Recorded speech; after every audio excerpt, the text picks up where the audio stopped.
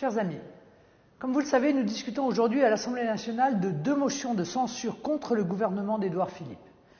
La motion de censure est pour les parlementaires la réponse à l'utilisation par le Premier ministre de l'alinéa 3 de l'article 49 de notre Constitution. Emmanuel Macron et son gouvernement ont en effet choisi de faire passer leur réforme des retraites en force et de mettre un terme au débat dans l'hémicycle.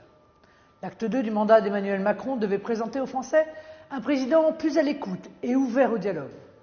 En refusant tout référendum et en utilisant ce 49.3, le pouvoir démontre qu'il restera ce qu'il est depuis plus de 2 ans, méprisant, arrogant et profondément brutal.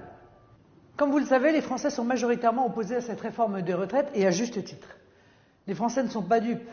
Quand chaque profession cherche à fuir par tous les moyens possibles le régime universel, c'est qu'il n'est pas bon pour personne. Ils savent par exemple que, quelle que soit la méthode, calculer une retraite sur l'intégralité d'une carrière plutôt que sur les 25 meilleures années signifie la baisse du montant de sa retraite. Comme je le dis souvent avant de demander des efforts aux Français, commençons par utiliser correctement leur argent. Il y a tant d'économies à faire dans la mauvaise dépense publique. Mais pour vous, il existe un moyen très simple, très concret pour censurer le gouvernement et montrer votre opposition à cette réforme des retraites, c'est votre vote. Ça tombe bien, dans une dizaine de jours, il y a des élections. Alors, si vous souhaitez manifester votre opposition à cette réforme des retraites et si vous souhaitez défendre notre modèle social, ne votez ni pour les candidats d'En Marche, ni pour ceux qui sont soutenus par En Marche.